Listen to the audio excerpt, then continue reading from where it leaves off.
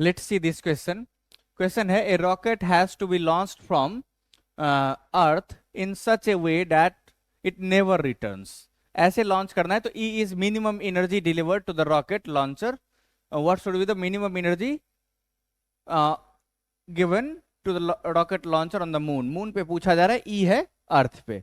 ये देखें कि कॉन्सेप्ट हम क्या यूज करेंगे इसमें कि E अर्थ पे एनर्जी देना है तो अर्थ पे यहां पे जितना एनर्जी दे दें ताकि ये इन्फिनिटी तक जा सके, और मिनिमम एनर्जी दें तो फिर इन्फिनिटी पे इसकी काइनेटिक एनर्जी जीरो भी रह सकती है। तो इन्फिनिटी पे अगर काइनेटिक एनर्जी जीरो रही, इसका मतलब यहां पे हमने मिनिमम एनर्जी प्रोवाइड किया।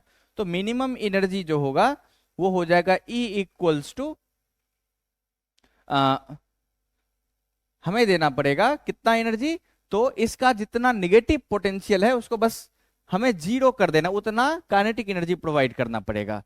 तो काइनेटिक एनर्जी जो प्रोवाइड करना पड़ेगा ये होगा energy equals to half m into v, इसके वेलोसिटी का स्क्वायर लिख लें तो E इक्वल्स टू आ जाएगा half m into root under 2g m by R E या M E by R E.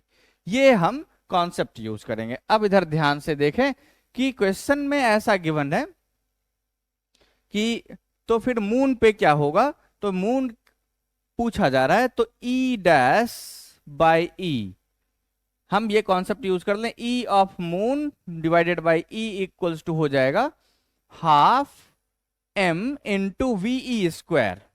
We मतलब root under 2g m of moon divided by r of moon का square divided by r of moon, square नहीं है बल्कि r of moon divided by half m into root under 2g mass of earth divided by ये square, half m v energy half m v square करना है तो इसका square कर लें तो ये बनेगा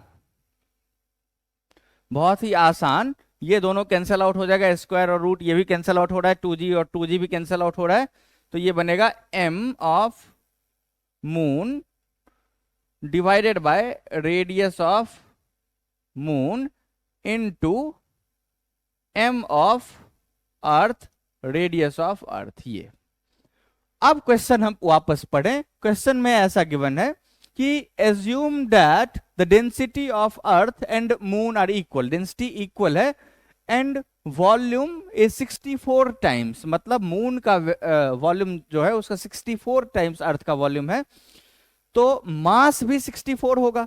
इसका मतलब mass of moon by earth 64 times ये हो गया।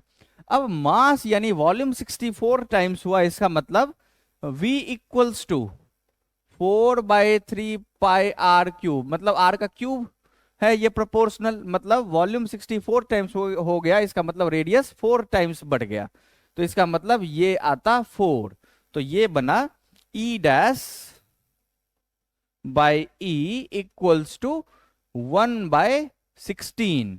इसका मतलब क्या, E डैश इक्वल्स टू 1/16 यानी E/16 बनेगा और अपना ऑप्शन बी करेक्ट ऑप्शन होगा। Thank you.